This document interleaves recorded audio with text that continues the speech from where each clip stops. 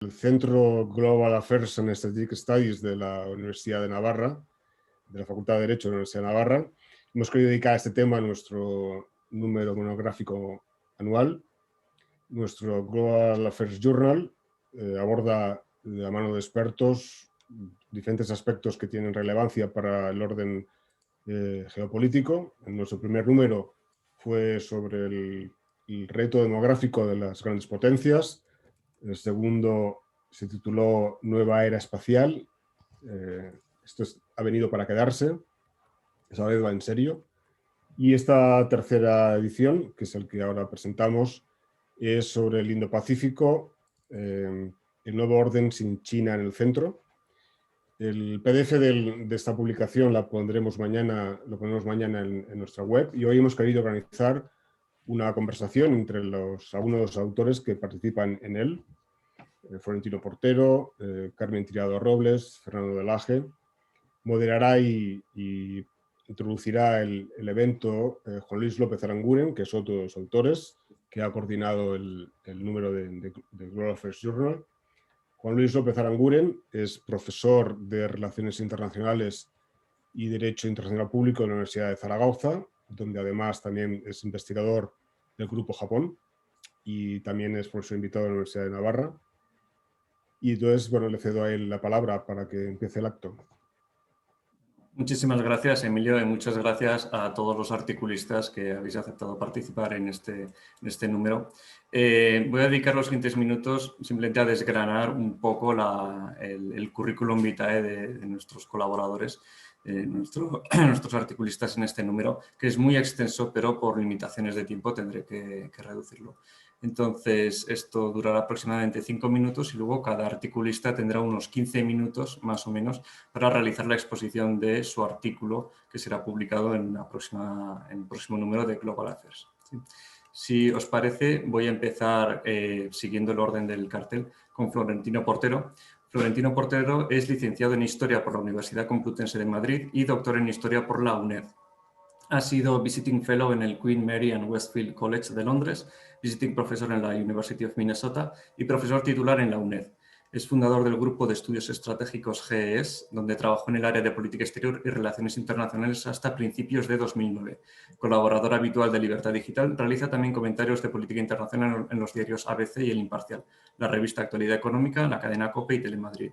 Es investigador senior asociado del Real Instituto Elcano y miembro de su consejo científico, miembro del Consejo Asesor de la Red Florida Blanca, del Instituto de Seguridad y Cultura y de la Fundación Transforma España, vocal de la Junta Directiva del Foro de la Sociedad Civil, del Comité Español por la Unión Paneuropea, del Think Tank Civismo y de la Comisión Académica de la Fundación Transición Española. Carmen Robles es profesora titular de Derecho Internacional Público de la Universidad de Zaragoza y desde 2012 es la investigadora principal del Grupo de Investigación Japón, grupo de investigación de referencia del Gobierno de Aragón. Es directora también del máster propio en estudios japoneses de la Universidad de Zaragoza. Ha realizado estancias de investigación en la Comisión Europea, en el Consejo de Europa, en la Academia de Derecho Internacional y en las universidades de Nanzan, Tokio, Osaka y Kobe. Ha dirigido los 7 congresos científicos internacionales del Grupo Japón en la Universidad de Zaragoza, así como un curso extraordinario de verano sobre introducción a la cultura y lenguas japonesas. Ha participado en proyectos de investigación financiados por el Ministerio de Ciencia e Innovación, la Agencia Española de Cooperación Internacional, el Ministerio de Economía y Competitividad, la Japan Foundation, entre otras. Ha coordinado las publicaciones colectivas Japón y Occidente, estudios comparados, los derechos individuales en el ordenamiento japonés, el agua en Japón, una aproximación jurídica y social, derechos y relaciones internacionales en Japón, desde el Tratado de Amistad, Comercio y Navegación de 1868, estas publicadas en la prensa de la Universidad de Zaragoza y en Tirán Lornats.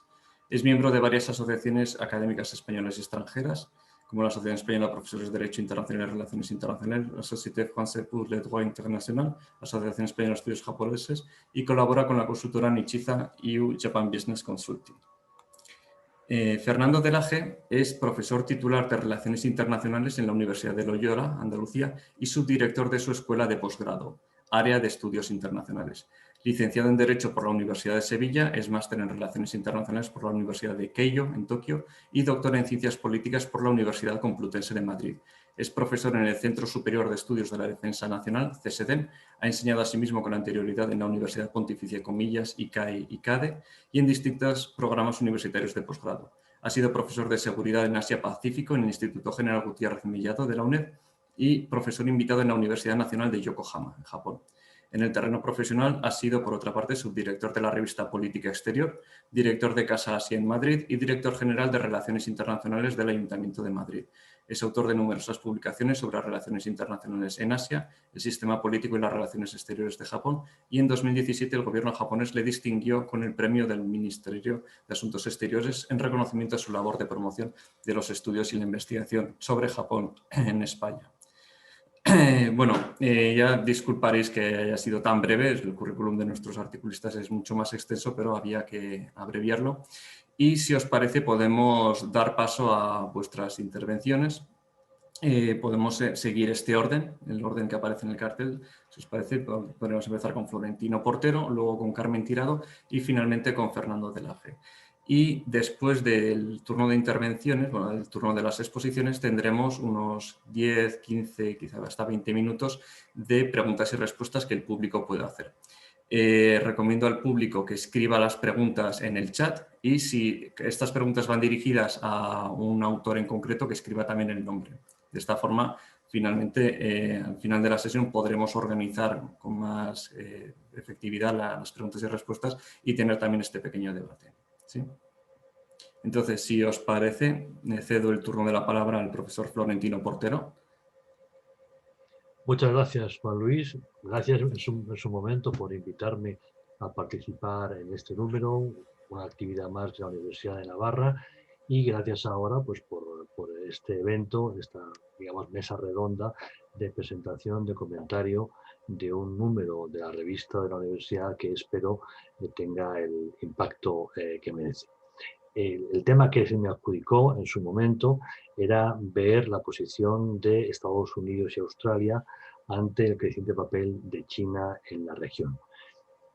Cuando Juan Luis me lo propuso, mi primer impulso fue el de coger un papel y una pluma estilográfica y empezar a ir anotando los temas capitales de la agenda china hoy en el mundo. Todos sabemos que China es el gran tema de política internacional, que el papel que China pueda tener en el futuro es objeto constante de debate, en qué medida China puede ser un socio fiable o no dentro de un orden internacional que no sabemos si es evolución del anterior o nueve. Todos son estos temas que estamos viendo continuamente tanto en los medios de comunicación como en las revistas más especializadas. Pero cuantas más vueltas le daba al tema, más me daba cuenta de que si siempre la historia cuenta, los anglosajones utilizan la expresión de history matter, si siempre la historia cuenta, porque básicamente somos historia, el presente es un instante y el futuro siempre está por hacer, hay veces cuando tratamos temas de política internacional donde la historia pesa más y temas donde la historia pesa francamente poco, por circunstancias del momento. Y lo referente a China, creo que para entenderlo, sobre todo para alguien que no esté muy iniciado en el tema, es muy importante retrotraerse de entrada a la década de los años 70, 80 e ir viendo todo el crecimiento de China y la estrategia que los países occidentales han tenido respecto de este crecimiento. Si a mí me adjudicaban Estados Unidos y Australia, básicamente me estaban diciendo cómo lo está viendo Occidente. No es el caso de quien lo está viendo desde Japón u otros enfoques más característicamente asiáticos. Australia es un país que está allí, pero básicamente es una nación occidental que actúa con mentalidad occidental y que se siente muy, muy, muy partícipe del mundo occidental.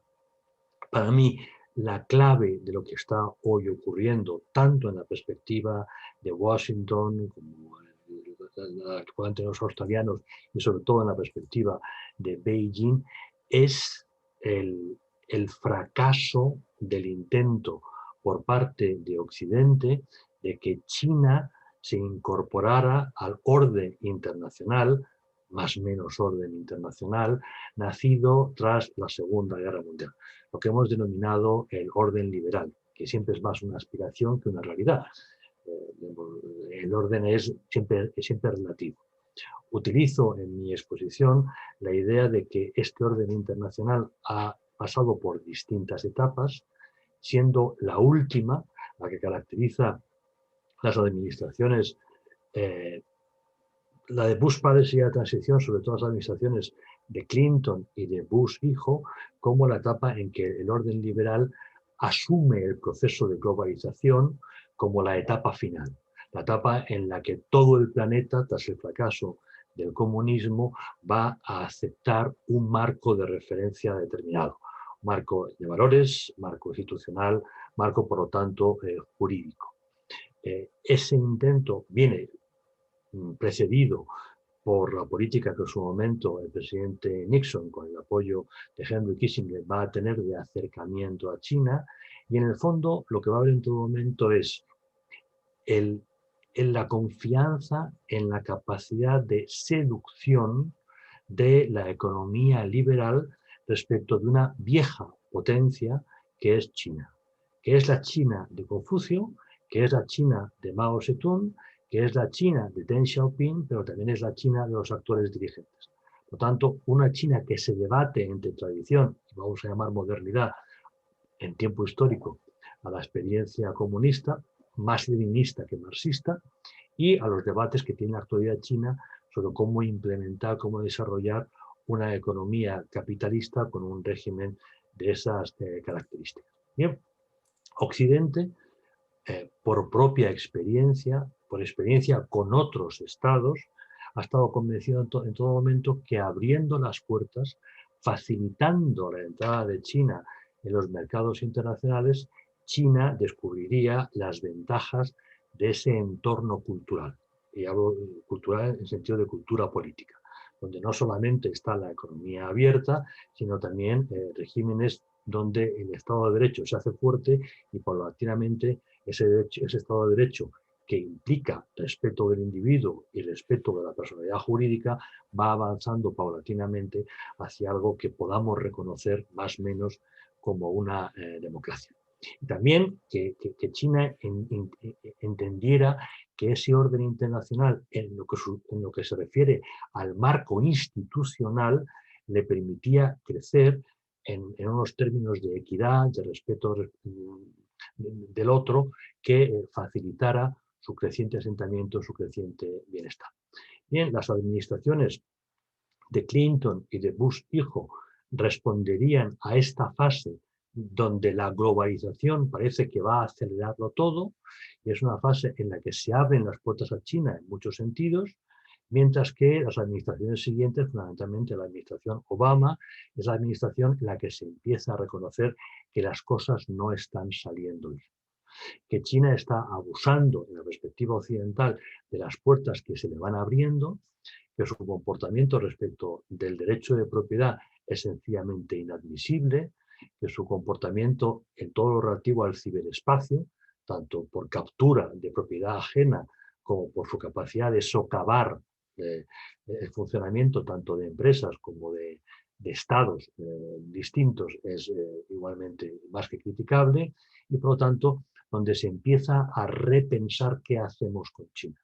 La administración Obama no se caracterizaba por su contundencia en política internacional, pero mientras tanto en el Capitolio, en el entorno del Distrito de Columbia, se iba gestando una revisión de la posición que, digamos, por medios de comunicación pensaríamos que es una cosa de los republicanos, no es así. Esa crítica a la posición de China en política internacional es una crítica transversal, aunque será uno de los argumentos en la campaña electoral del luego, posteriormente presidente Trump.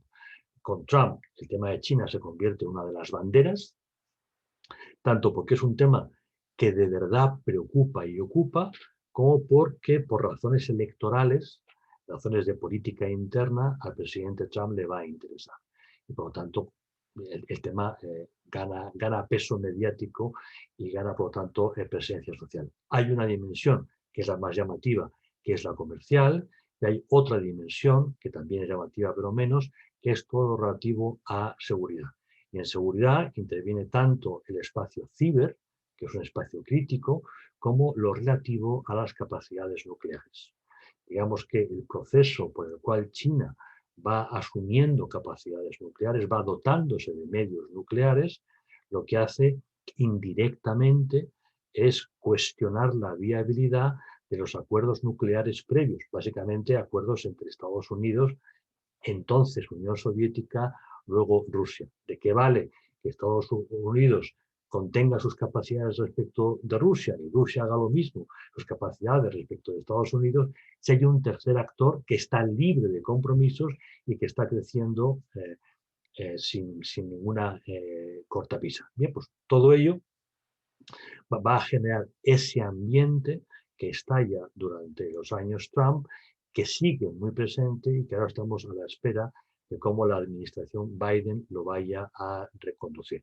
La administración Biden no parece que tenga una visión distinta de cuál es el problema, de la fotografía de China como actor en política internacional, pero sí seguro que las maneras diplomáticas, los enfoques no serán los mismos.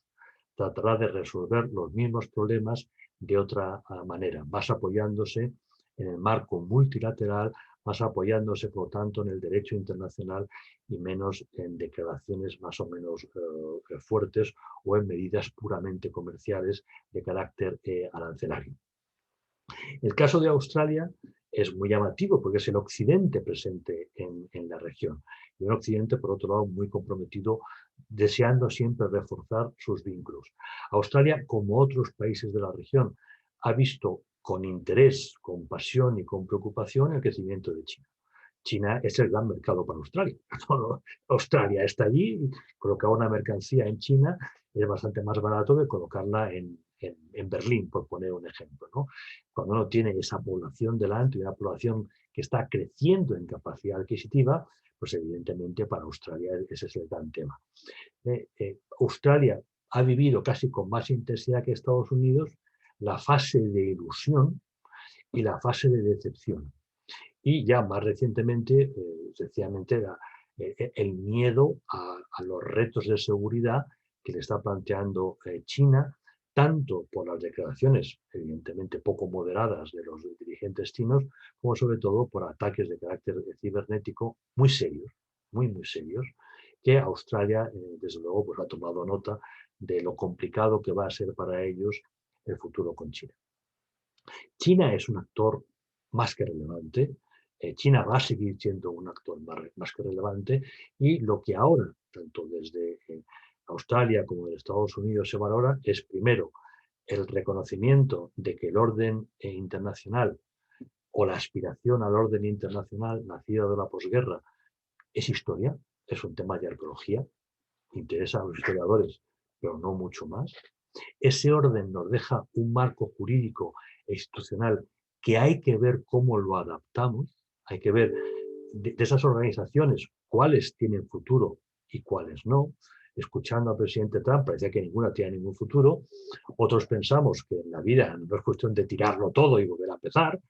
El gran político y filósofo británico Edmund Burke decía, hablaba de los revolucionarios franceses comparándolos con indígenas del África Central, ¿no? De esta gente que cree que un país puede funcionar tirando todo el marco jurídico-político y de un día para otro construyendo otro que responde a la razón y a la perfección. Bueno, evidentemente son cosas que no son serias en el mundo real.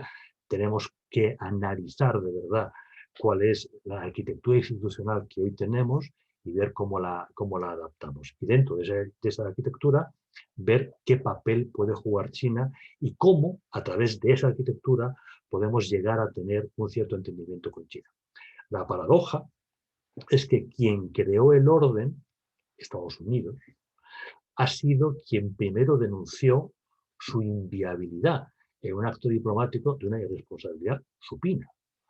Mientras que China, con un cinismo arraigado en los siglos o en los milenios, lo que ha hecho es ocupar espacio sin compartir demasiado los valores o los objetivos de esas organizaciones, pero utilizándolas en su beneficio. Por lo tanto, ahora a Estados Unidos le va a costar recuperar espacio y, sobre todo, convencer a todos esos estados que no son democráticos y que no quieren ser democráticos y que pueden ver en China un país interesante en el sentido de que me puede financiar en un momento determinado, me puede resolver algún problema y sobre todo me va a dar cobijo diplomático frente a la presión de estos malditos occidentales que se empeñan en que todos seamos decentes, dejemos de matar a los enemigos o quedarnos con el dinero público, ¿no? Bien, ahí hay un gran tema. Y ese es el tema que tiene ahora Estados Unidos que afrontar, que nuestros amigos australianos lo están viviendo en primera línea porque tienen un problema muy, muy serio con China. China es un mercado muy importante y ellos, evidentemente, son objeto de chantaje chino con enorme facilidad. Australia, en este proceso se ha acercado, y aquí tenemos un tema realmente interesante en la perspectiva de la seguridad internacional, a otros países de la región que igualmente han visto con preocupación no ya la emergencia de China, que eso en sí ni es bueno ni es malo, sino el nuevo comportamiento de China en política internacional, esa seguridad en sí mismo, ese, digamos, actuación a veces muy prepotente, exigiendo en ciertas ocasiones comportamientos de vasallaje respecto de otros estados de la región. El acercamiento de Australia a India, el acercamiento de Australia a Japón y también a otros países de la región, pero fundamentalmente ese triángulo es un triángulo enormemente interesante que tendremos que seguir con muchísimo cuidado, porque son países muy distintos, de culturas originarias muy serias, muy antiguas, pero diferentes, y que de pronto coinciden ante una amenaza y ante una desconfianza. No dudan del problema que supone China y dudan del liderazgo norteamericano. O sea, Estados Unidos ha perdido autoridad en el mundo. La ha perdido en Europa. Ahora hablamos de una soberanía estratégica que antes no se nos había ocurrido pensar, porque tampoco estamos nosotros como para ser muy independientes en temas de seguridad internacional. Pero lo que está muy claro es que si uno de estos países, no digamos ya Taiwán, de verdad confía en Estados Unidos para su futuro, ese país tiene un problema. Y los australianos son muy conscientes de que hay que estar muy cerca de Estados Unidos, pero no confiar demasiado en Estados Unidos. Lo mismo lo encontramos en India y lo mismo lo encontramos en Japón. De ahí ese refuerzo de las potencias locales. China sabe quién es. China es el único país del planeta que tiene de verdad estrategia. Es el único. No hay ningún otro país que de verdad tenga estrategia a ese nivel, que tenga tan claro qué quiere hacer en el corto, medio y largo plazo. Le saldrá bien o mal, esa es otra historia. La pandemia no estaba en su agenda y eso está alterando el proceso, pero en lo fundamental saben lo que quieren. Y lo que quieren no tiene nada que ver con el orden liberal, pero van a utilizar todo lo que hay para lograrlo. Y lo que quieren implica vasallaje. Es un viejo imperio que maneja viejos conceptos. Ahora no se dice vasallaje porque no queda bien, es una cosa medieval, pero lo fundamental es lo fundamental. Igual que ahora los directorios se llaman Gs, es una cosa muy elegante, es decir, un G7, un G8, un G20, o la D de democracia, un D10, son directorios de toda la vida, pues esto es vasallaje de toda la vida. Y China busca vasallaje. China no entiende de relaciones de igual a igual. Ellos son el imperio del centro, entre Dios y los hombres. El emperador nunca fue igual a los demás, no es un jefe del Estado, es otra cosa. Y por lo tanto va a actuar de manera clara y de manera no táctica. Es una estrategia a largo plazo. Todos los demás actores carecen de estrategia. Estados Unidos no tiene estrategia, a Australia le gustaría tenerla, India no llega a ese punto, Japón le gustaría tenerla, pero no puede porque no tiene capacidad para ello. Europa está todavía ensimismada en sí mismo buscando su propio camino y quién es, y sobre todo los procesos de toma de decisión. ¿Cómo se puede tener una política, una estrategia de seguridad si no sabemos quién toma las decisiones? Es muy complicado. No sabemos quién es el comandante en jefe, no sabemos quién es el ministro de Defensa de la Unión Europea, de verdad, no hablo del vicepresidente.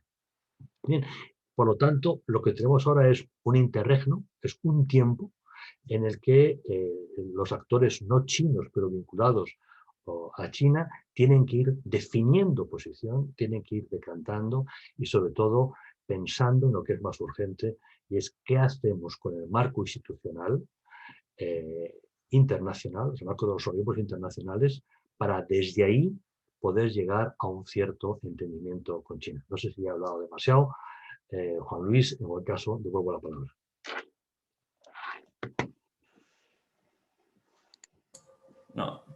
Perdón. Sí, muchas gracias, Florentino. Perfecto de tiempo. Muy interesante tu intervención. Estoy seguro que va a haber muchas preguntas en el chat. Pasamos, si os parece, a la exposición de la profesora Carmen Tirado. Sí, bueno, buenas tardes. Yo también quiero agradecer la invitación a participar en este webinar, en este seminario online y a participar también en el número de la revista Global Affairs.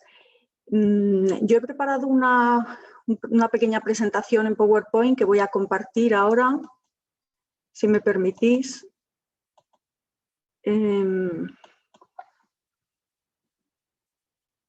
¿Se ve bien? Sí. Vale. Sí, sí. Bueno, pues a mí, cuando me invitasteis a participar en este número de la revista Global Affairs, me sugeristeis hablar de la posición de Japón en este Free and Open Indo-Pacific. Y bueno, pues para explicarlo, bueno, yo lo he planteado como una iniciativa japonesa, desde el punto de vista de una investigadora como yo que centra su trabajo en Japón, pues yo lo he visto así. Y bueno, lo que hay que decir es que en torno al año 2007, tanto la India por su parte como Japón empiezan a hablar de una serie de diálogos entre estos dos países, compartiendo unos valores democráticos, hablando de seguridad marítima, y en esta época se une el Quad, el llamado cuadrilátero, con la idea del FOIP. Abe, el primer ministro japonés, en agosto de 2007, en su primer mandato, en el discurso ante el Parlamento de la India, ya hablaba de la confluencia de los océanos Índico y Pacífico y del acoplamiento dinámico como mares de libertad y prosperidad. Entonces, Japón, Australia, Estados Unidos y la India, que componían este Quad, pues comenzaron a hacer referencia a este concepto, a este nuevo concepto, en diversas declaraciones y documentos oficiales, y junto con el concepto de Indo-Pacífico, pues hablaban de este Quad. En 2017 se centra esta idea del Free and Open Indo-Pacific en una serie de temas prioritarios, que normalmente la doctrina sitúa en 7, en un número de 7. Primero, un orden basado en reglas, un orden internacional basado en reglas.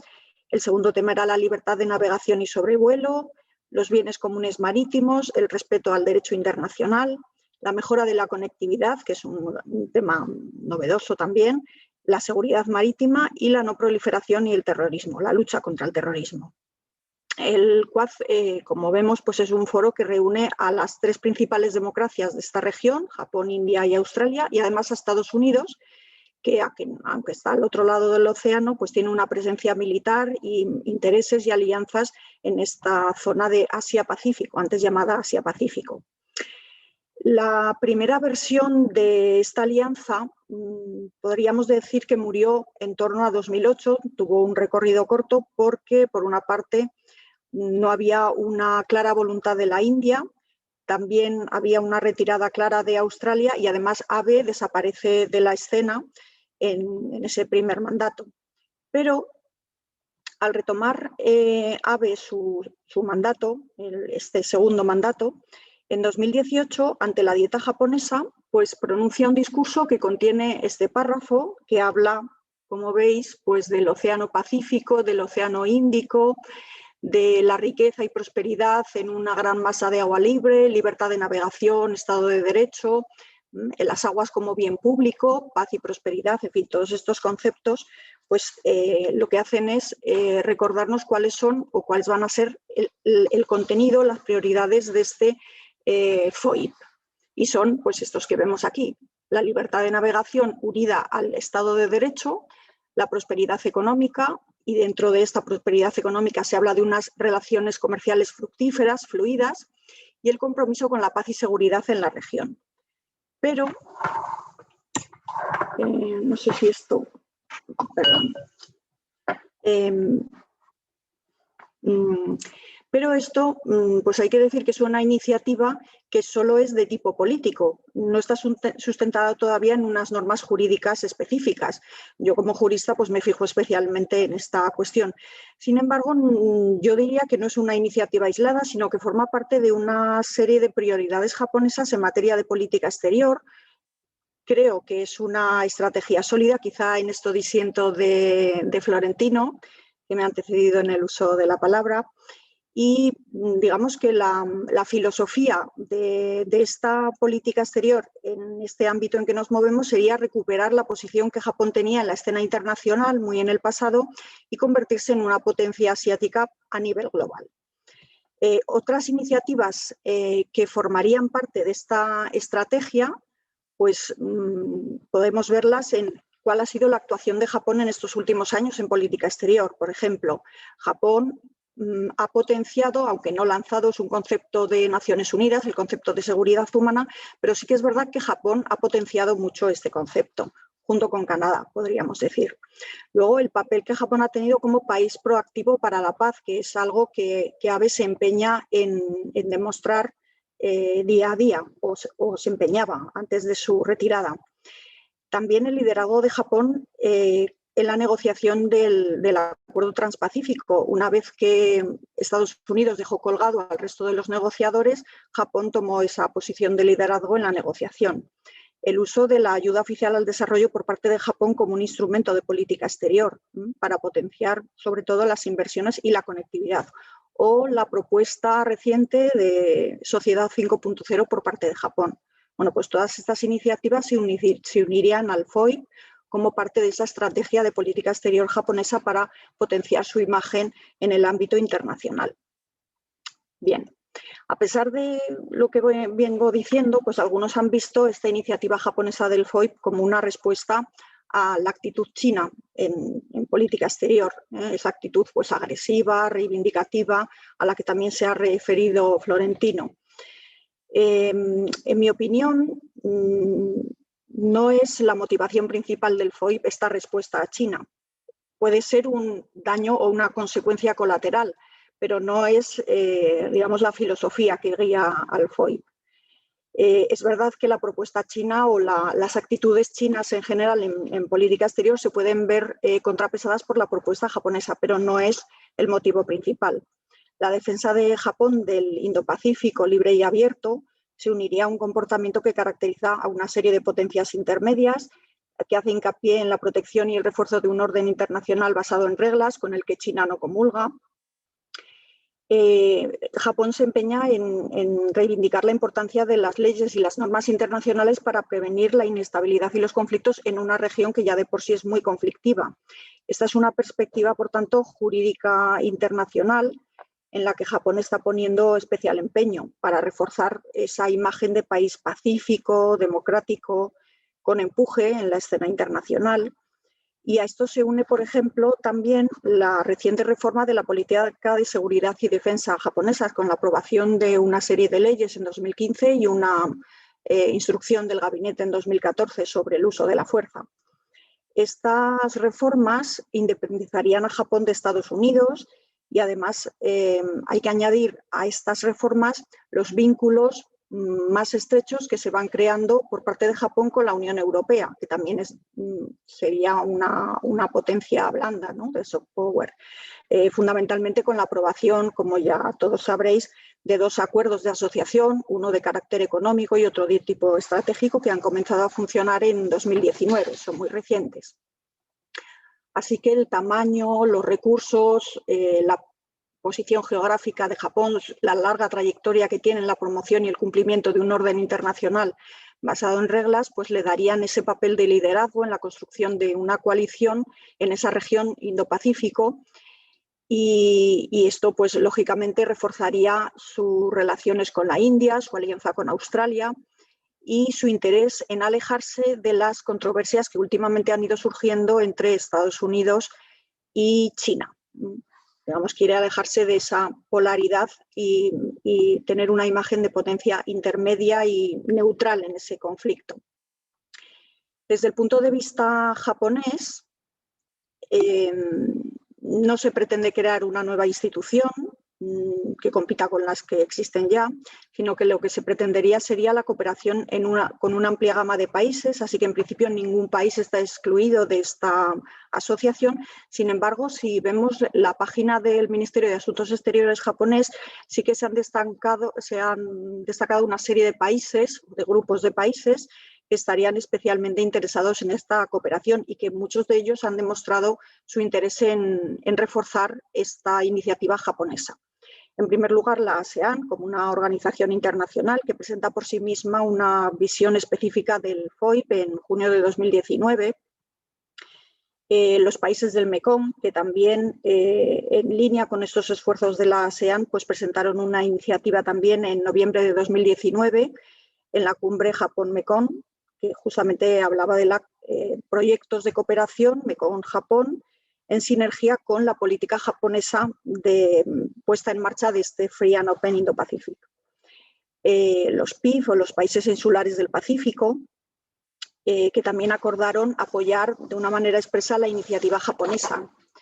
La India, lógicamente, país con el que Japón pues, ha acordado un mecanismo de cooperación específica en este campo, que se pone de manifiesto en octubre de 2018 también en una cumbre. Australia, que también tiene una visión compartida con Japón respecto al FOIP. Nueva Zelanda, su asociación con el FOIP japonés se materializa también en una política específica. Canadá, que también puso de manifiesto su apoyo a la iniciativa japonesa en agosto de 2019. Estados Unidos, por supuesto, el gran aliado de Japón, que tomó la idea de ABE en los primeros momentos y tras una serie de cumbres en septiembre de 2018, en mayo de 2019 y luego la visita de Pence a Japón en noviembre de 2018, pues presenta un informe de estrategia del Indo-Pacífico en junio de 2019 y después un documento en noviembre de 2019 que se llama Un Indo-Pacífico libre y abierto, avanzando una visión compartida. Finalmente, la Unión Europea, que sería un poco el eslabón débil de esta cadena, porque realmente no ha aprobado ningún compromiso jurídico ni ningún documento relevante en este campo. Y además, la verdad es que se sigue hablando dentro de la Unión Europea de Asia-Pacífico. No han aceptado todavía esta terminología de Indo-Pacífico, aunque sí que han adoptado pues, algunos compromisos en áreas que interesan al FOIP, como la Asociación Unión Europea-Japón sobre Conectividad Sostenible e Infraestructura de Calidad. Y además, dentro de la Unión Europea, ningún país miembro ha adoptado una estrategia específica, excepto Francia. Francia sí que ha presentado su propia visión del FOIP, aprobando un documento que publicó en junio de 2018. Bien, bueno, pues un poco como resumen, no sé si agotó o no agotó el tiempo, pero un poco como resumen de mi punto de vista, digamos, de la situación actual respecto a esta iniciativa, pues hay quien puede interpretar que el FOIP es un rediseño o ampliación de jugadores del llamado Arco de Libertad y Prosperidad que presentaba el antiguo ministro de Asuntos Exteriores Taro Aso en 2006, dentro de esa diplomacia de valores. El FOIP sí que estaría dentro de esta diplomacia de valores, porque se habla de la defensa de libertades, de democracia, economía de mercado, Estado de Derecho, respeto de los derechos humanos, pero hay que decir que esta visión japonesa del FOIP, según yo entiendo, pues supera y mejora este arco de libertad y prosperidad, porque le añade algunos elementos que no estaban en el arco. Primero, la unión de dos continentes y dos mares, que no estaba en las ideas o dos océanos, que no estaban en las ideas de Aso en 2006. Después, la amplitud de países que se tienen en cuenta en esta iniciativa. Y también la idea de potenciar la paz y la seguridad, que esto es un elemento crucial para Japón. Como un país pues, que tiene un sistema de seguridad y defensa todavía muy particular, dependiente de Estados Unidos también, y, bueno, y todavía con esas limitaciones constitucionales del artículo 9, del famoso artículo 9 de la Constitución japonesa, a pesar de estas reformas legislativas en materia de seguridad y defensa que he mencionado antes. Es lógico que Japón, más que ningún otro país en el mundo, se preocupe de tener un entorno pacífico y lograr un máximo de cooperación entre sus vecinos de ese entorno. Japón, por tanto, me parece que ha iniciado un camino correcto con esta iniciativa del FOIP, porque es una iniciativa que supera a otras en el sentido de que es de carácter global, que no está restringida al ámbito regional, sino que abarca un conjunto muy amplio de países y además no está restringida a temas específicos, sino que es una iniciativa de carácter transversal o global y no está centrado tampoco en intereses particulares. Y además tiene la virtualidad de situar a Japón como una democracia moderna, pacífica, unida a otras democracias del entorno y además una democracia próspera y que se va a desarrollar en un entorno estable. Y bueno, acabo con una frase de Taro Aso que hablaba de una visión que cada japonés pueda respetar y de la que se pueda enorgullecer. Y quizá el FOIP sería esta idea, ¿no? que pueda llevar al orgullo a los japoneses y que puedan respetar, un poco en contraposición a esa actitud china que ya hemos mencionado, ¿no? De vasallaje, decía Florentino, una actitud pues demasiado asertiva o agresiva en el entorno internacional. En ese sentido, Japón demostraría una posición muy distinta y mucho más amable, ¿no? Y bueno, pues con esto he terminado mi exposición. Muchas gracias, Juan Luis.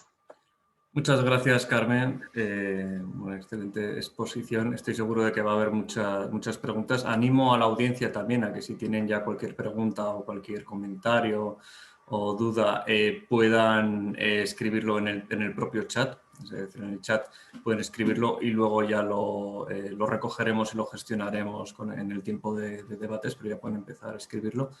Y nada, damos paso ya a Fernando de Laje, quien expondrá su análisis sobre el Indo-Pacífico y la ASEAN. Así que nada, Fernando, cuando quieras. Muchas gracias, Juan Luis. Gracias por la invitación a participar en este número y gracias también, por supuesto, por estar en este rato con viejos amigos además. Tengo que confesar que me llamó la atención que me pidieras un artículo sobre la ASEAN. Llevo años dedicado a investigar sobre el Indo-Pacífico, tanto en el marco de la política asiática de Estados Unidos, la de China. China se niega a utilizar ese término porque ve construido como contra ella, pero que es la ruta marítima de la seda, sino el Indo-Pacífico, con características chinas, ¿no? Como dice un conocido experto australiano. Desde Japón también, que fue donde primero se acuñó el término, como nos contaba la profesora Tirado hace un minuto.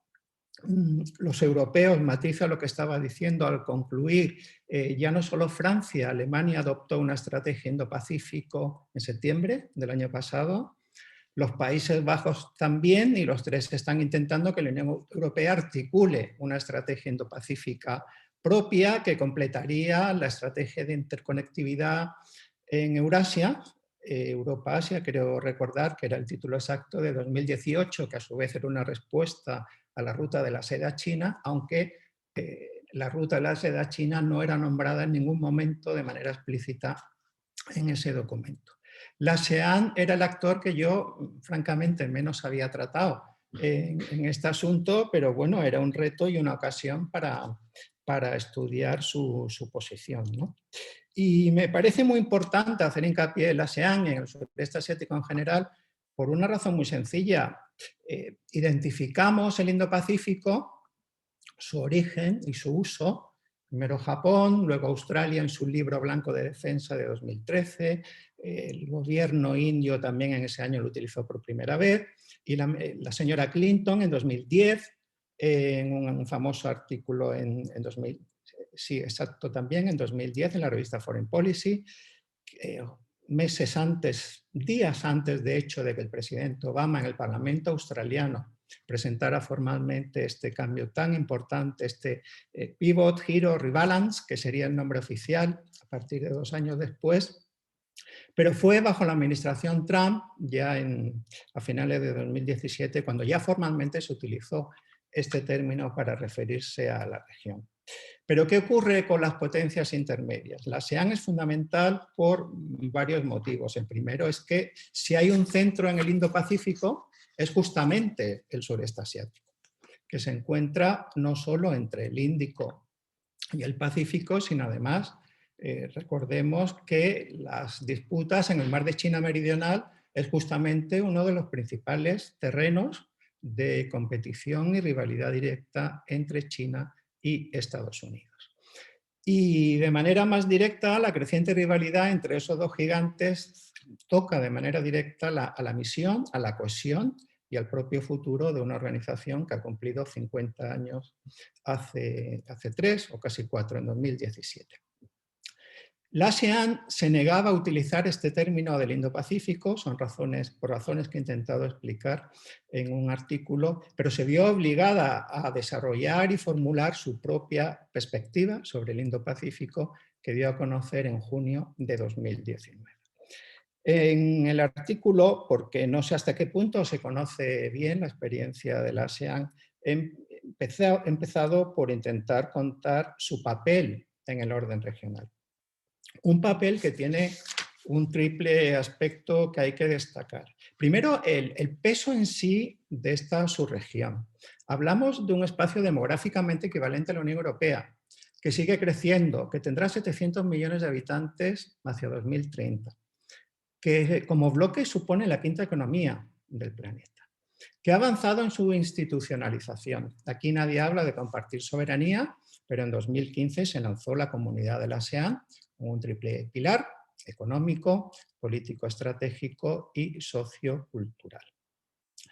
Aquí no se comparte soberanía porque hablamos de países, naciones que fueron colonizadas, con la única excepción de Tailandia, y por tanto han desarrollado una práctica que consiste en el principio de no injerencia, de actuar por consenso y mediante diálogo, lo que se conoce como la ASEAN Way, que complica enormemente cómo responder a estos dilemas que plantea la rivalidad China-Estados Unidos y la creciente presión de China sobre la subregión.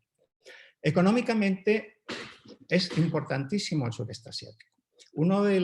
Creo de las noticias más importantes del año pasado ha sido la firma de la, perdón por el nombre en castellano, que suena muy feo, Asociación Económica Regional Integral, que al contrario de lo que se dice, nunca ha liderado China. Es una iniciativa que nace en el marco de la ASEAN. Otra cosa es que China sea la mayor economía del grupo. Justamente esto era la alternativa al TPP que Obama intentó realizar y que fue imposible y que Trump abandonó en su primer día de trabajo en la Casa Blanca hace ahora justamente 4 años. La ASEAN ha estado también en el centro de las instituciones de seguridad regional. La limitación en sus capacidades militares y estratégicas pues lo ha traducido en una influencia en el terreno institucional y normativo. Ha estado en el centro y ese es su objetivo prioritario y obsesivo: mantener la centralidad en la arquitectura de seguridad regional. El Foro Regional de la ASEAN, ASEAN+3, la Cumbre de Asia Oriental, la reunión de ministros de defensa ampliada de la ASEAN, siempre ha estado en el centro por no crear el tipo de reservas o de miedos que sí pueden ocasionar los grandes. Y perder ese papel tradicional es el temor que le crea el concepto del Indo-Pacífico. Desde un principio, la ASEAN se opuso a utilizarlo. La ASEAN se encuentra atrapada entre esos dos, y la evolución de la relación con China por un lado y con Estados Unidos por otra es lo que he intentado desarrollar en la parte siguiente del artículo. China es una sombra permanente, lo ha sido históricamente. Aquí hay un imperativo geográfico. La contigüidad geográfica es un hecho, como lo es la simetría de poder, tanto en el terreno económico como militar.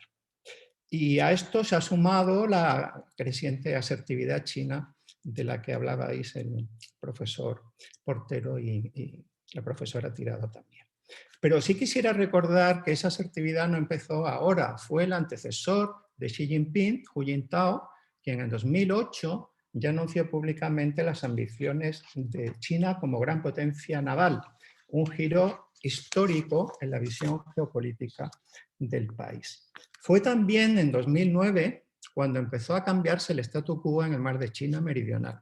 Fue también bajo el mandato del anterior presidente en 2010, cuando en una reunión del Foro Regional de la ASEAN, que nadie en la región ha olvidado, el entonces ministro de Asuntos Exteriores de China, Jiang Jiechi, con la señora Clinton delante, dijo: China es un país grande y los demás sois unos países pequeños. Esto es un mero hecho. Y la realidad de la interdependencia económica con China, el comercio de China con la ASEAN duplica el de la ASEAN con Estados Unidos. Las cifras en inversiones directas son lógicamente diferentes. Y la ASEAN se plantea de manera extrema, como en el caso de Australia, que contaba en detalle el profesor Portero, ese dilema de cómo depender para tu prosperidad económica futura de China y cómo el principal garante de tu seguridad es el rival de ese otro país que se llama China. Esto produce una presión muy grande en muchos países, en Europa también. El dilema es oportunidades económicas en un momento de crisis o hay un dilema y un problema de seguridad nacional. La comunidad económica y empresarial suele buscar una aproximación a China, la comunidad estratégica, diplomática y de inteligencia suele ser más escéptica al respecto. En el caso de China, se combina ese interés por lo económico con la alarma sobre lo que China ha estado haciendo en el mar de China Meridional, que todo el mundo conocerá bien. La construcción de islas artificiales, la militarización de esas islas, rompiendo la promesa que el presidente Xi Jinping hizo al presidente Obama y desoyendo un fallo del Tribunal Permanente de Arbitraje de La Haya que, a petición de una demanda filipina, confirmó que hablamos de aguas internacionales y, por tanto, el pretexto chino de que su soberanía le pertenece desde tiempos inmemoriales no tiene ninguna base jurídica, como la profesora Tirado sabrá muy bien. China está obligado, es firmante y ratificado la Convención de Naciones Unidas sobre Derecho del Mar, cosa que Estados Unidos nunca ha terminado de hacer, por cierto. Esas reglas demuestran una presión, una arrogancia de poder y una voluntad de no cumplir las normas, por lo menos cuando se refiere a cuestiones que China defiende como de interés fundamental. El caso de Estados Unidos es también interesante. Estados Unidos tiene dos aliados formales en el sureste asiático, que son Tailandia y Filipinas, y los dos precisamente han girado en años recientes hacia Pekín. Estados Unidos tiene parte de culpa en esto. No me voy a ir más lejos en el tiempo, pero hubo un gran abandono del sureste asiático durante la administración de Bush hijo. Es verdad que el sureste asiático para Estados Unidos siempre fue algo subordinado a lo que pasaba en el noreste asiático. Japón, China, Corea, Taiwán siempre eran más importantes. Ese abandono creó una enorme alarma hace ahora 10, 15 años. Eso se corrigió con Obama, el primer presidente del Pacífico, nacido en Hawái, que pasó parte de su infancia en Indonesia, etc. Obama firmó el Tratado de Amistad y Cooperación con la ASEAN, cosa que Bush había dicho que no podía hacerse porque el Senado americano nunca lo ratificaría. Se ratificó. Y eso permitió que Estados Unidos se incorporara a la Cumbre de Asia Oriental. Obama nombró al primer embajador de Estados Unidos, permanente y residente, ante la ASEAN. Elevó las relaciones con varios países de la región. Celebró la primera cumbre ASEAN en Estados Unidos, que además fue la primera cumbre de la ASEAN celebrado fuera del sureste asiático. El secretario de Defensa, Ashton Carter, organizó la primera cumbre de ministros de Defensa de la ASEAN con el de Estados Unidos.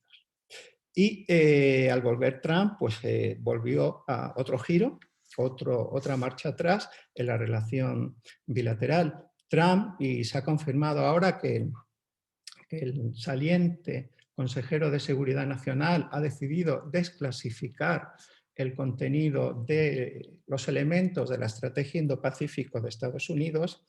La ASEAN, el sureste asiático, ha vuelto a brillar por su ausencia, salvo en lo relativo a las disputas del mar de China Meridional. Y después de analizar la relación con estos dos actores, no quiero pasarme de tiempo, el dilema, por tanto, es ¿qué hacer? A medida que se agrava la rivalidad entre los dos, la presión para que se alineen con uno u otro irá a más. Y ya hay 2 estados clientes de China en la subregión, que son Laos y Camboya, y la primera de ellas en 2012 impidió por primera vez en la historia del ASEAN que los ministros de Asuntos Exteriores pudieran acordar un comunicado conjunto, porque tenía relación con China y hay una gran diferencia de pareceres sobre qué hacer con China y qué hacer con las disputas del mar de China Meridional. Pero si se mantenía una actitud pasiva, podría agravarse aún más el futuro de la cohesión y la solidaridad interna de la ASEAN y, por tanto, su ambición de centralidad. Lo que ha hecho la ASEAN fue, sobre todo por parte de Indonesia y de Singapur, los únicos 2 miembros de la ASEAN que de alguna manera intentaron articular una respuesta, fue convencer al resto de que si no participaban en este debate, el discurso del Indo-Pacífico se lo apropiarían las grandes potencias que además son externas a la subregión. Indonesia terminó de convencerles y en 2019 se aprobó ese documento formal que mencioné anteriormente. En realidad, lo que hace la ASEAN en ese documento es reivindicar su papel, sacar la cabeza y decir: nosotros estamos aquí en el centro del Indo-Pacífico y no queremos que sea un equilibrio de poder entre los grandes y una rivalidad estratégica y de defensa quien ocupe el espacio. Queremos defender nuestras normas y nuestras reglas con un concepto normativo de la seguridad basado en el diálogo y nuestras instituciones y procedimientos que ya existen. No hay que inventar una nueva arquitectura de seguridad. Tenemos que hacer que los grandes intenten seguir en su comportamiento nuestras reglas y recurrir a nuestras instituciones. ¿Hay que ser un poco escépticos sobre esto? Sí, pero el que haya salido adelante la Asociación Económica Regional Integral es un ejemplo de que también China se da cuenta de que tiene que condicionar su comportamiento si quiere integrarse en una red económica de la que toda la región va a depender en el futuro. Quien se está aislando aquí es Estados Unidos. Biden va a tener que corregir eso y va a ser complicado porque sus aliados quieren participar en esa red de interdependencia y de integración regional. Y a modo de resumen, creo que he descrito lo que ha sido la estructura de este artículo y también la ASEAN, reivindico por tanto el papel de la ASEAN de participar en esta redefinición del orden regional tan importante, en el que creo que hay que discutir si lo que China quiere es de verdad una hegemonía. Creo que hegemonía es un término que también pertenece a la historia. Creo que se parece algo más a un concepto de centralidad, porque China no va a poder dominar si la región no quiere que domine. Y nadie quiere en la región un orden bajo las órdenes de China. Y China sabe que no puede crear esa posición teniendo a todos los demás en contra. Pero esto es un debate muy amplio que los dos habéis ya puesto encima de la mesa y que estoy seguro será objeto de discusión en los minutos que siguen. Y muchas gracias por la atención. Muchísimas gracias, Fernando. Bueno, muchas gracias a los 3 articulistas. Han sido unas exposiciones magníficas que yo creo que demuestran un poco lo fragmentado de este nuevo eje que se está fraguando en la geopolítica mundial, ¿no? Hemos tenido las visiones de Estados Unidos y Australia por un lado, de Japón por otro, de la ASEAN por otro, y podemos ver que cada nación o cada grupo de naciones tiene su propia visión de qué ofrece el Indo-Pacífico y cómo lo quieren definir, ¿no?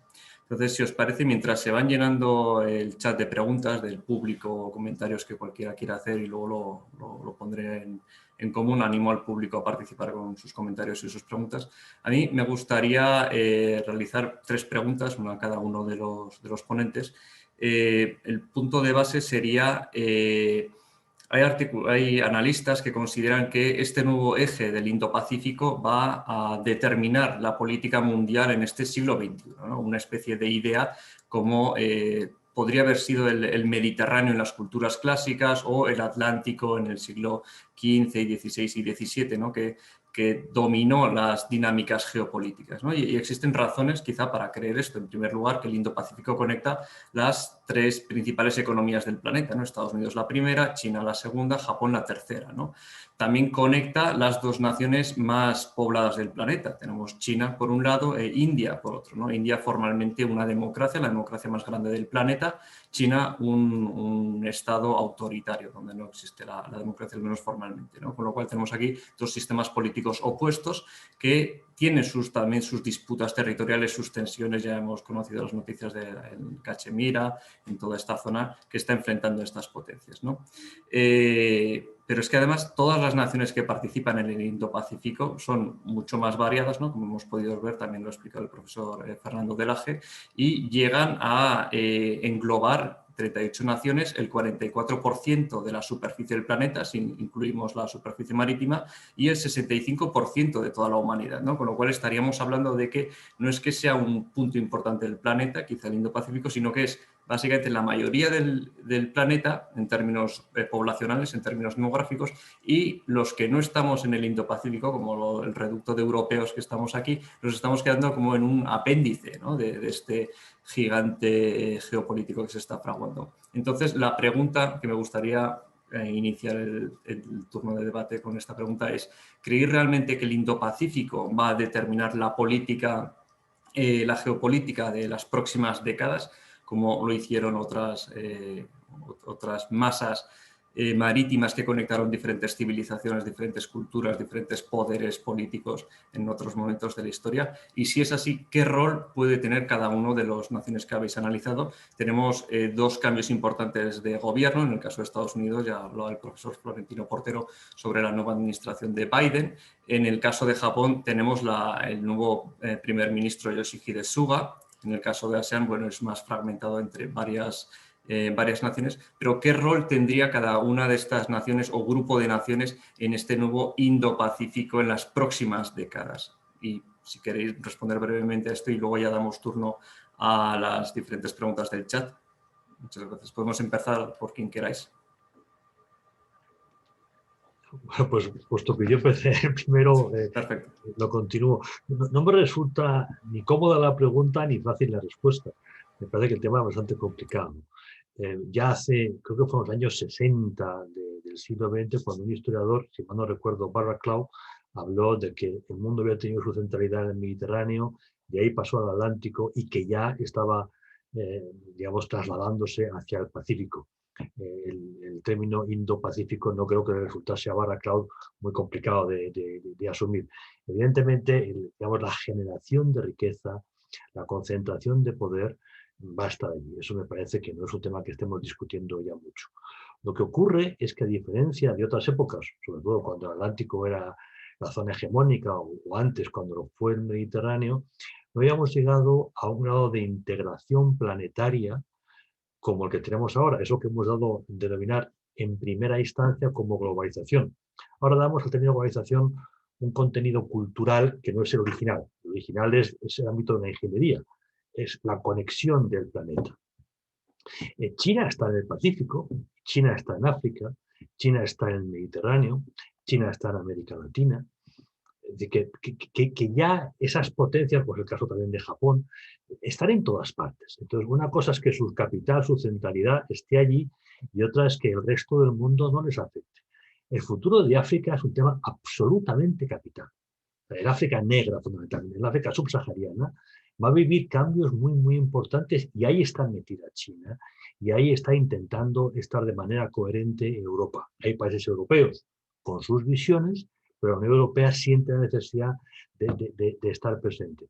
Yo creo que el mundo al que vamos es un mundo en el que ya, digamos, las regiones no cuentan tanto, porque los actores están en todas partes, porque todos estamos en todas partes.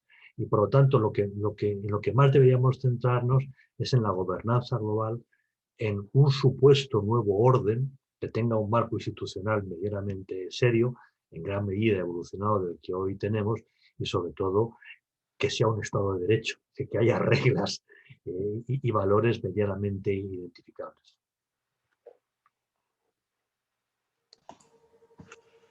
Bueno, pues no sé si tengo mucho más que añadir a la magnífica respuesta de Florentino.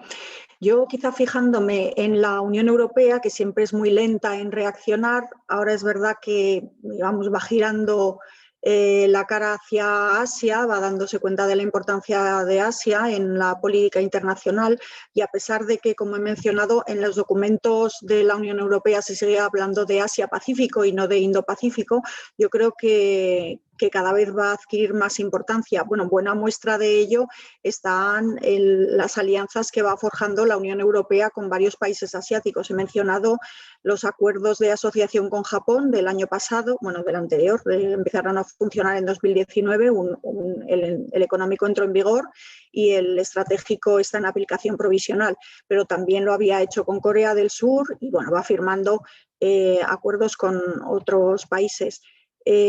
Aprovecho también para agradecer la matización de Fernando de Laje. Es verdad que Francia no es el único país en darse cuenta de la importancia de Asia, lo que pasa que lógicamente ha sido el primero por su pasado colonial en esa zona. Pero yo creo que sí que un poco siguiendo el planteamiento de la pregunta de Juan Luis, y a pesar de esta magnífica respuesta de Florentino, el hecho de que por la globalización todos estemos en todas partes, ¿verdad? Yo creo que Asia está adquiriendo cada vez mayor relevancia o no sé si es que la está adquiriendo, ya la tenía, pero es tenido más en cuenta por zonas del planeta que no se percataban de esa importancia, quizá.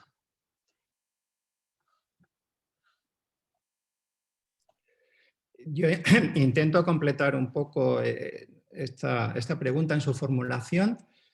Es que creo que tenemos que distinguir lo que es la dimensión geopolítica de lo que sería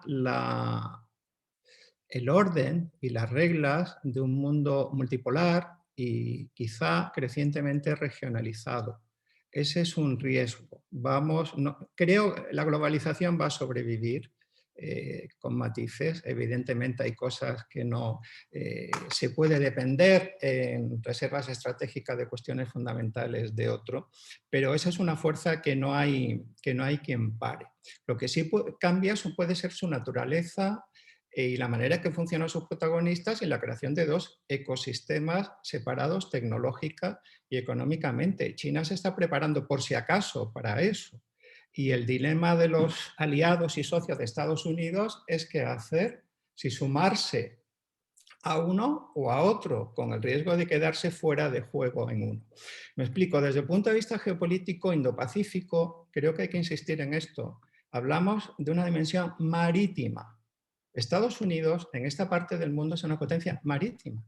Llama mucho la atención la falta de interés de Estados Unidos sobre todo lo que ocurre en Eurasia. Y son los chinos los que están siguiendo los dictados y las lecciones de los grandes padres de la geopolítica.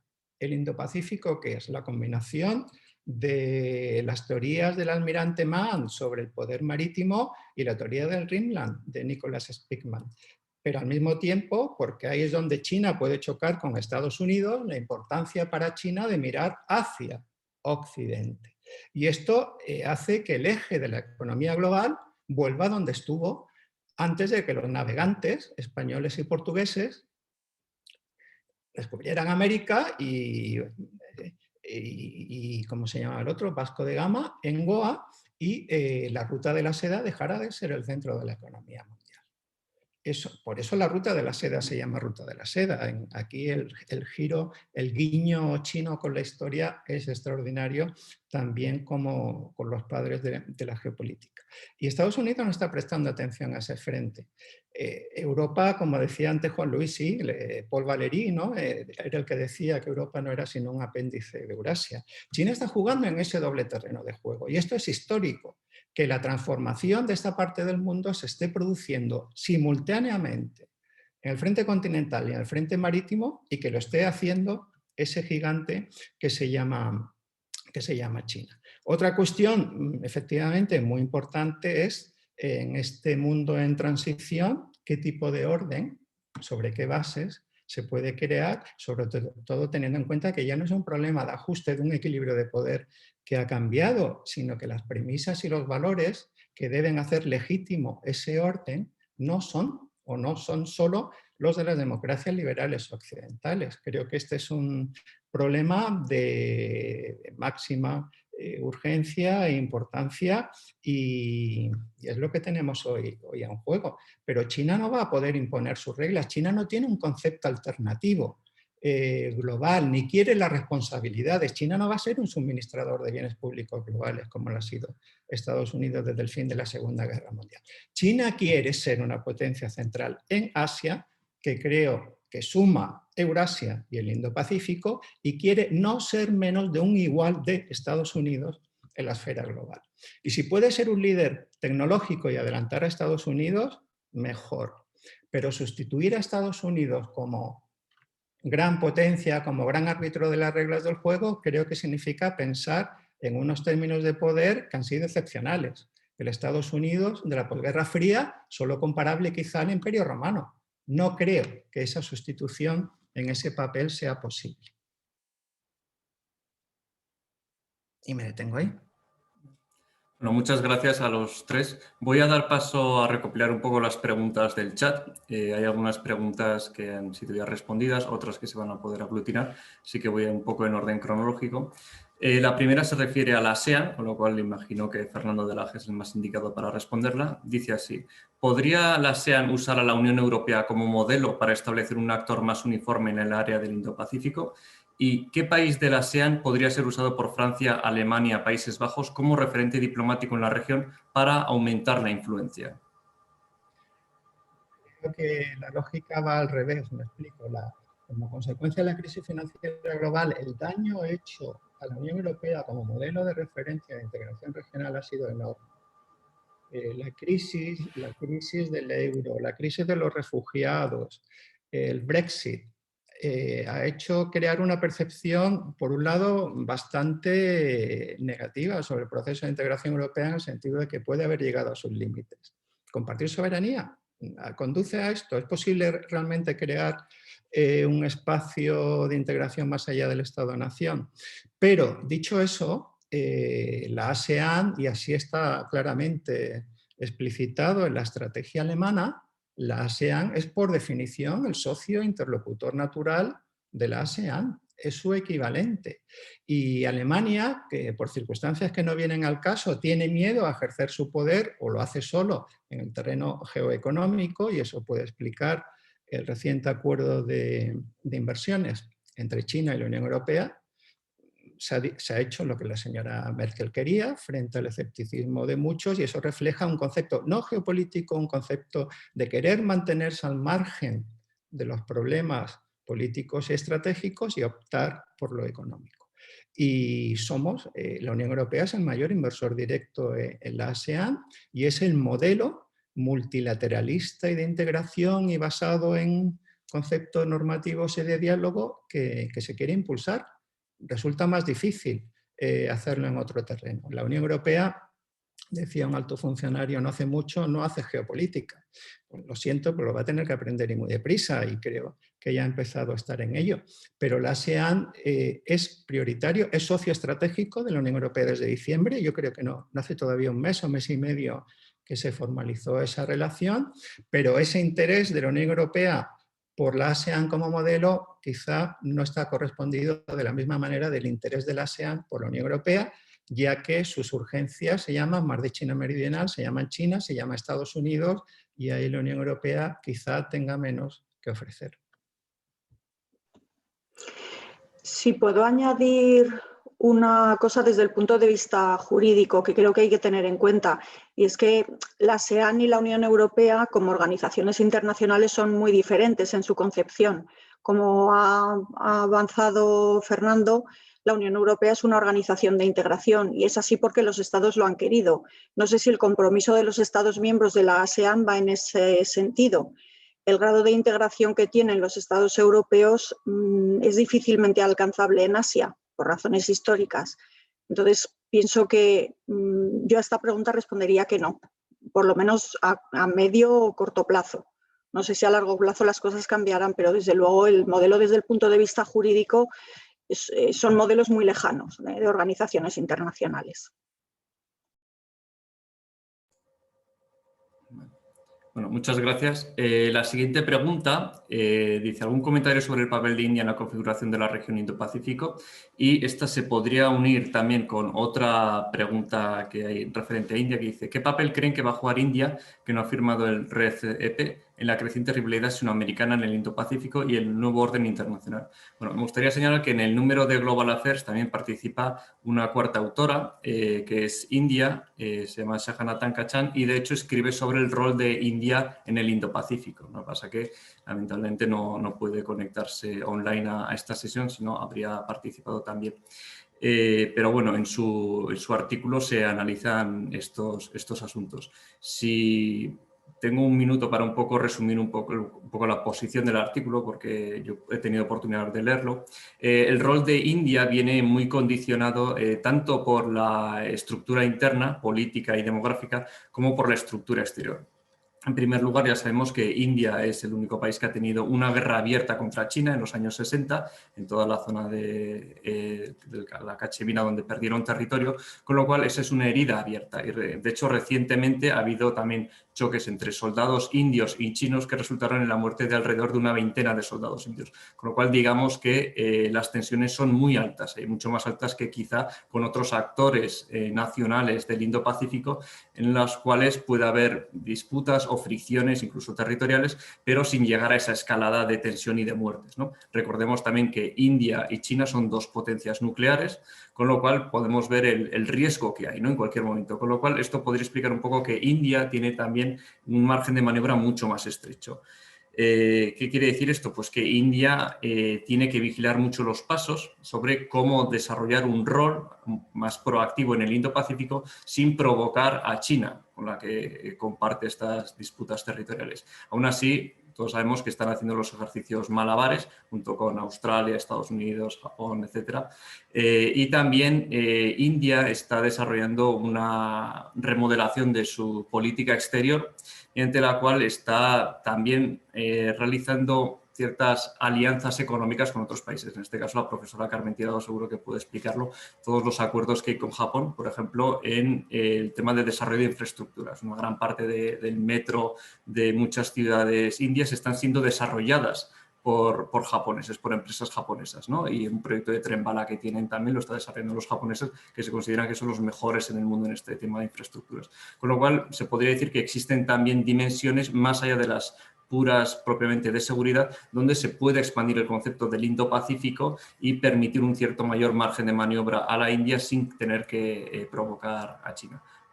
Pero bueno, esto quizá la profesora Carmen Tirado puede añadir algo más y en cualquier caso el rol de India se analizará en este cuarto artículo que se publicará en Global Affairs.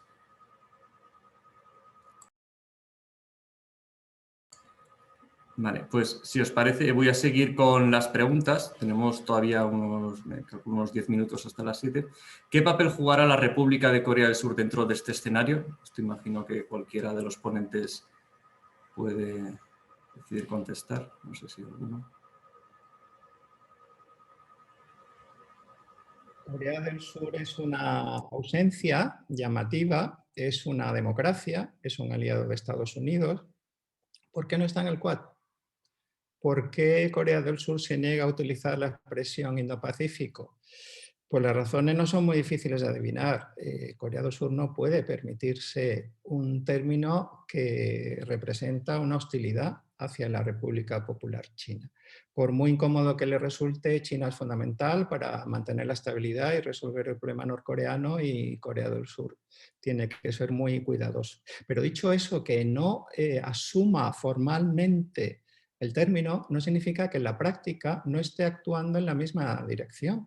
Y así lo revela no solo su estrecha alianza con Estados Unidos, pese a las enormes dificultades que ha habido bajo la administración Trump, que quería que la contribución financiera surcoreana aumentara de manera estratosférica, cosa que el gobierno surcoreano nunca podría aceptar, sino sobre todo la manera en que el desarrollo de sus asociaciones bilaterales estratégicas con otros en la región con India y con Australia en particular, con Japón tiene los problemas que todos sabemos, de facto Corea del Sur está siendo un miembro más de esa estrategia Indo-Pacífico.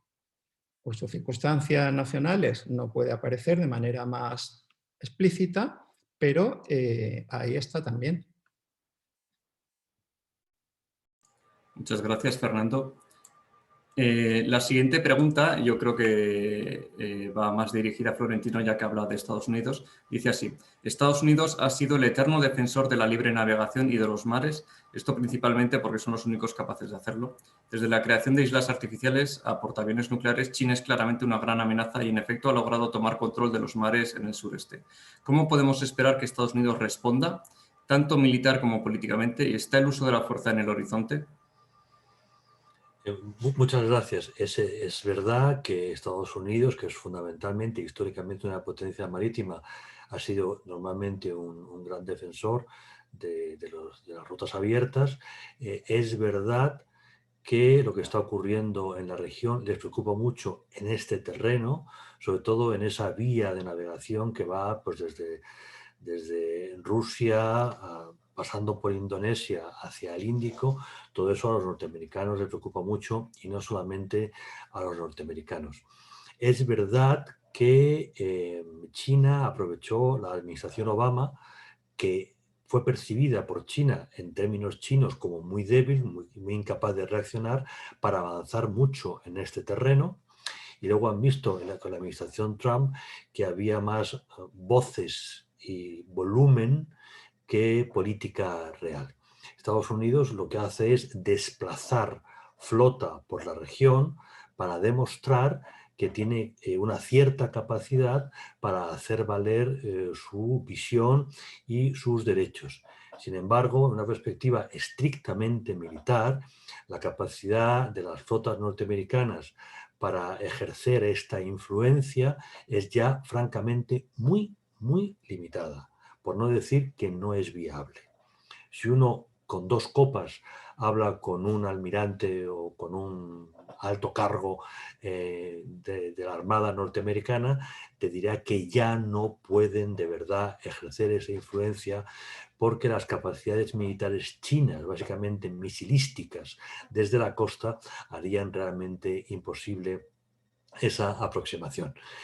Si a esa, digamos, falta de capacidad real se añaden los vaivenes que ha dado la política exterior norteamericana desde el periodo estable Clinton-Bush hijo a luego el giro dado por Obama y a su vez el giro dado por Trump, sencillamente nos encontramos con una crisis de autoridad, no solamente en esa región del planeta, sino en general.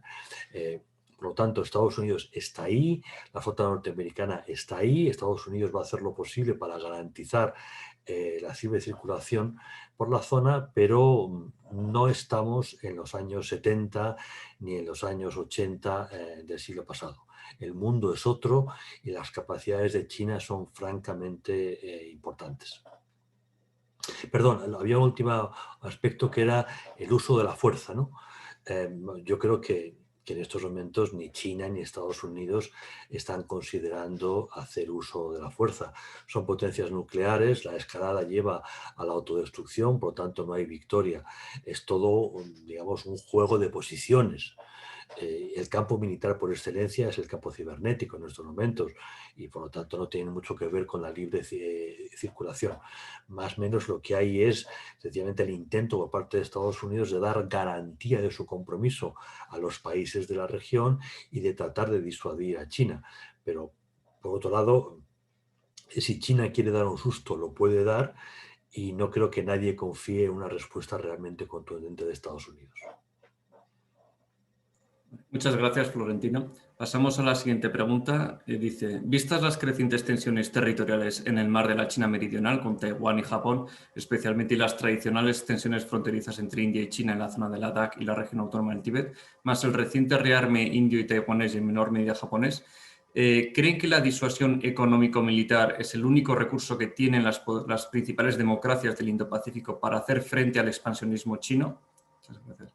Yo creo que quizás ha sido respondido parcialmente por Florentino, pero Quizás si otro autor quiere responder o matizar un poco esta visión. No, yo no diría solo, ¿no?, las presiones económicas y militares, que son muy importantes. Yo creo que son las máximas presiones a las que se puede someter a un país en la escena internacional, porque desde el punto de vista jurídico con China evidentemente ya se ha visto que no es posible contar.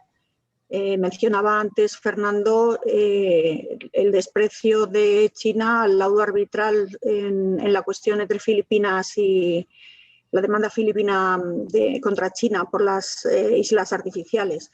Yo creo que desde el punto de vista jurídico, desde luego, no cabe presión, ni desde el punto de vista político, diría yo. O sea, que las únicas presiones sí serían, desde mi punto de vista, las económicas y las militares. Serían al menos las únicas posibles.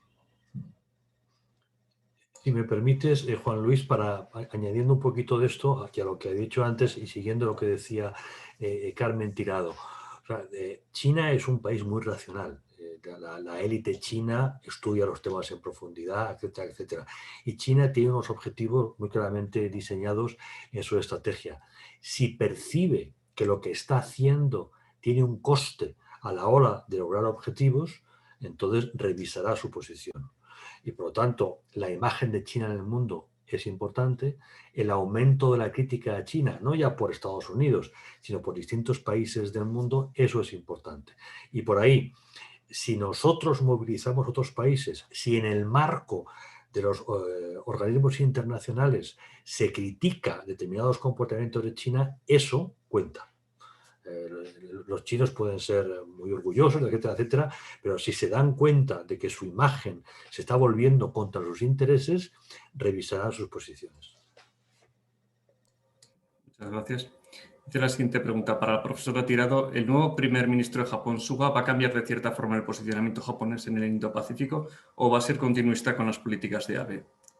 Quizá haya sido un poco respondido al inicio, pero si quiere matizar un poco más. Sí, es que, claro, el pobre Suga resulta que es un primer ministro un poco de transición. No le ha quedado otro remedio, entre comillas. Y además, si se lee en los medios de comunicación, es una cosa que se repite y es que Suga es una persona que no tiene ninguna experiencia en política exterior. Entonces, desde luego que su papel, al ser nombrado sustituto de Abe, digamos, de emergencia, no era hacer una gran renovación de las políticas japonesas en ningún ámbito, y menos en política exterior. Entonces, no, desde luego que no. Y además, bueno, hay elecciones en Japón para finales de este año, si no me equivoco, elecciones a la Cámara de Representantes, a la Cámara Baja, con lo cual, pues, la renovación yo creo que llegará rápidamente. Muchas gracias. La siguiente pregunta, yo creo que está abierta a cualquiera, dice: ¿qué tipo de hegemonía se puede buscar en Asia? ¿La militar y o económica únicamente o se puede producir una guerra cultural de algún tipo? Esto está abierto a... Juan, yo no he entendido muy bien la pregunta. O sea, ¿quién quiere ejercer hegemonía? Porque si sabemos quién es el sujeto, podemos entonces funcionar. Recuperando lo que decía Fernando de Laje al final de su intervención, que está en mi artículo también, yo creo que es un tema absolutamente crítico, y es que si queremos entender la política china, tenemos que prescindir de conceptos y categorías occidentales. O sea, la hegemonía norteamericana en el mundo, para entenderla hay que ir a su constitución y hay que ir a su cultura política. O sea, Estados Unidos considera, en la tradición hamiltoniana, que la paz en el mundo pasa porque ellos sean el faro de la humanidad, porque sus valores, que son los valores del derecho, valores básicamente neocantianos, se vayan imponiendo. China no tiene ningún interés en establecer un orden, porque a China le importa un comino el mundo. O sea, China es un país que gira en torno a China. Los que no son chinos pues tendrán sus problemas y ya ellos con su vida. Y si no entendemos esto, jamás entenderemos nada. Para ellos lo de la hegemonía es un concepto ajeno. Ellos lo que quieren es sacar adelante su estrategia, digamos, defender sus intereses de la manera que ellos consideran más apropiada y utilizar la arquitectura internacional para generar influencia en su favor, pero nada más. Por lo tanto, yo no veo en estos momentos ninguna potencia que quiera ejercer hegemonía. Podemos hablar de influencia, que es un tema distinto, y sobre todo de defensa de intereses, que es lo que marca claramente la política china. Japón tiene su visión, India tiene su visión, pero todos estos países, en realidad, por lo que están preocupados es por su propio desarrollo económico y social. Ya todas son sociedades muy desarrolladas. En el caso de India es más problemático, incluso en el de China, ¿no? Porque hay desniveles muy, muy fuertes. Pero ya son sociedades, digamos, muy volcadas a la cuarta revolución industrial, a los grandes retos del futuro. Gestionar eso ya es suficiente cometido para sus gobernantes como para plantearse hegemonías regionales, ¿no? En el plano regional lo que se busca es equilibrio y llegar a suficiente entendimiento para que cada cual pueda desarrollarse plenamente. Muchas gracias. La siguiente pregunta dice, ¿cómo ha sentado en el resto de países del Indo-Pacífico el acuerdo de inversiones entre la Unión Europea y China? Creo que hay que distinguir entre unos y otros. El acuerdo se ha producido un mes después de la firma de la Asociación Económica Regional Integral, donde están prácticamente todos, incluyendo los que son 16 estados, incluyendo aliados de Estados Unidos e incluyendo muchos países con reservas hacia China. Por tanto, y más ahora que en parte impulsado por ese acuerdo, un área de libre comercio entre China, Japón y Corea del Sur, va a retomarse las negociaciones que han estado en suspenso o semibloqueadas durante un tiempo. La elección es muy clara por esa parte de Asia. Creo que donde se ha recibido con una enorme incredulidad es en India. India decidió en el último minuto abandonar el carro del acuerdo por miedo a lo que supondría un aluvión de importaciones chinas. Y es lógico, India no está preparada para jugar en el mundo del libre comercio, o no lo está todavía. Ese miedo, y por razones de política interna, decidió abandonarlo, aunque se le dejó la puerta abierta. Y una India que justamente en este momento empieza a tomarse más en serio el papel potencial de la Unión Europea en el juego asiático, ve y recibe esto. Lo ha recibido, no puedo hablar en nombre oficial del gobierno, pero los pocos análisis que he visto de fuentes más que respetables al respecto y que creo representan la percepción india, es de una enorme sorpresa, quizá tanto como la que ha recibido el equipo de la administración Biden. Muy bien, pues si acaso dejamos aquí, no hay más preguntas todavía, pero gracias a todos que habéis intervenido, a Juan Luis por haber moderado y haber aportado nuevas ideas también respecto a la India. Y bueno, os animo a todos los que habéis seguido, si queréis leer con detenimiento parte de las ideas aquí expuestas en la revista que en principio colgamos mañana. Esperemos tenerla ya acabada. Y nada más, gracias de nuevo a todos y hasta la vista, hasta la próxima. Muchas gracias, Emilio. Saludos a todos. Muy bien. Muchas gracias. Adiós. Carmen. Muchas gracias a todos. Gracias. Gracias. Gracias, adiós. Hasta luego.